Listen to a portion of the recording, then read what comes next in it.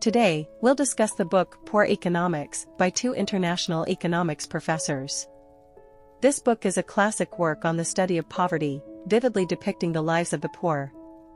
The authors discovered that poverty persists because people fall into various poverty traps. Through a professional lens, they deeply analyze this age-old problem and conclude that the only way to escape poverty is to fundamentally break free from these traps. The book shares a story about an Indonesian farmer named Park. Park often struggles to get enough food, leaving him weak and unable to work or earn money. However, when the author Abhijit visited Park, he was surprised to find that Park's home didn't seem impoverished. They had a TV, DVD player, mobile phone, tea, coffee, and sugar. Abhijit wondered why Park didn't address his basic needs first, before spending on seemingly trivial items. Park responded that he also needed some entertainment. In slums, Park is not an isolated case. Abhijit has seen many frail poor people buying movie DVDs in audiovisual stores. He advises that addressing basic needs should come before discretionary spending. Yet, despite this advice, poor people tend to spend their little money immediately on shopping. They cannot suppress their desire for pleasure and lack the ability for delayed gratification, thus falling into the consumption trap. This trap is evident everywhere. People would rather spend on lavish meals than invest in online courses for new skills, or splurge during sales rather than spend money on a gym. In the frenzy of commercial promotions, we often forget that the most important place to spend money is on self-improvement. Lower-level people are driven by money, while higher-level people view money as a tool, spending freely where necessary and saving scrupulously where not. Only by spending money wisely can one avoid being ensnared by the consumption trap. A sociological study revealed that when money and health are in conflict, most people choose money over health. People often believe they are robust enough to handle anything when they are well, but when illness strikes, they must spend to compensate for lost health. Once caught in the health trap, it is difficult to escape. The book mentions that despite the government providing free medications, disinfectants, and vitamins, poor people often neglect to claim these. Even low-income workers would rather spend on alcohol than on a cheap iron supplement. A $100 water filter could prevent 32 types of malaria, but no one feels it's necessary to buy it. It seems that poor people are particularly confident in neglecting their health, yet they are actually the most susceptible to illness. There's a saying that the only thing separating an average person from the poor is a major illness. The greatest foolishness lies in disregarding one's health and relegating it to a secondary concern. The authors attribute this health trap to a lack of awareness and procrastination. To avoid falling into poverty due to illness, one needs not only an awakening in awareness, but also a focus on health in daily life. Author Esther discusses her friend Yunus, a successful entrepreneur.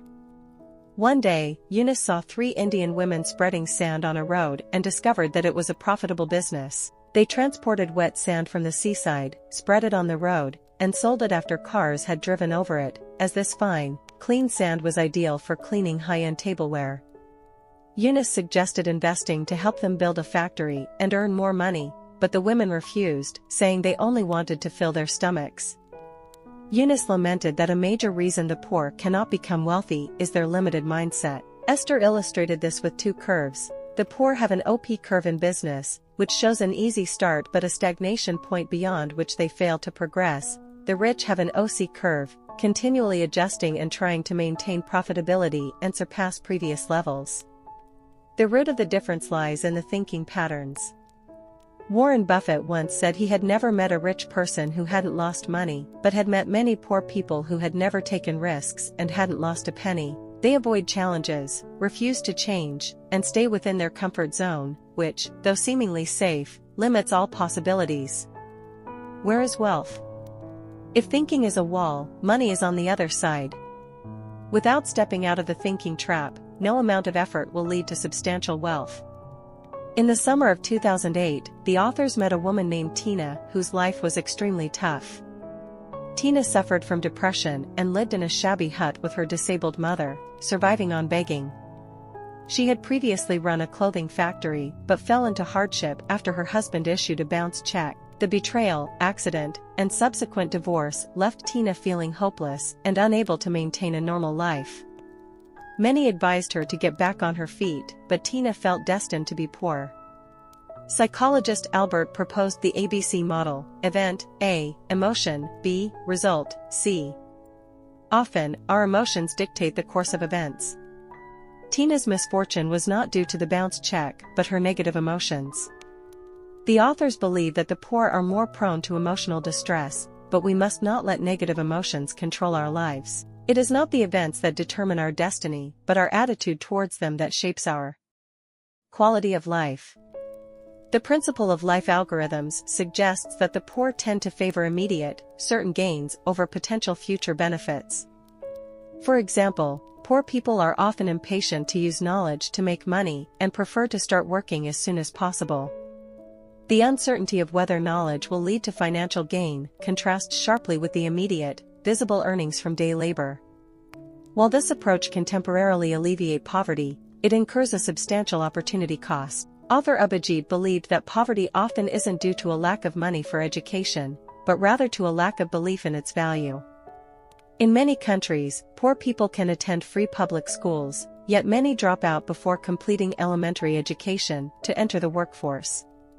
Abhijit presents data showing that elementary education increases income by 6%, secondary education by 12%, and high school education by 20%. Further education, such as university or graduate studies, can lead to exponential income growth. However, in slums, these statistics seem ineffective, as many still believe that education is useless. Pragmatism and utilitarianism trap countless families in an education trap.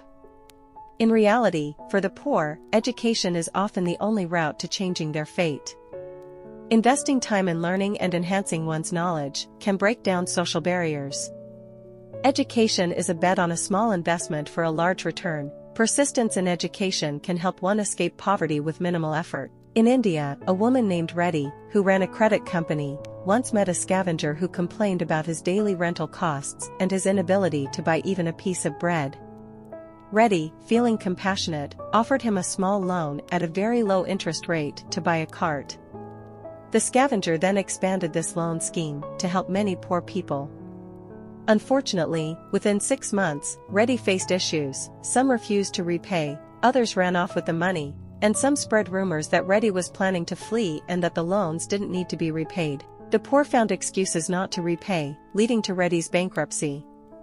While the poor seemed to benefit from the loans, they ended up unable to get future loans and turned to high-interest loans from loan sharks, often resulting in disaster. The authors reflect that the poor are not unintelligent, but their cleverness is often misapplied.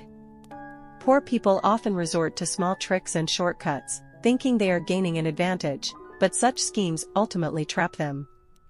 Psychological theories suggest that the more clever a person is, the more they may fail. Excessive cleverness can backfire. Small clever tricks are often the biggest traps. Using intelligence in the right way and working diligently is the most effective and reliable path to success. For a long time, we believed that poverty was an unstoppable force, bad luck, misfortune, or external adversity preventing us from overcoming challenges. However, it becomes clear that the real barrier is not others, but ourselves, specifically, our blind and stubborn self. The real help comes from our awakened selves. May we all navigate around these traps and achieve the lives we aspire to.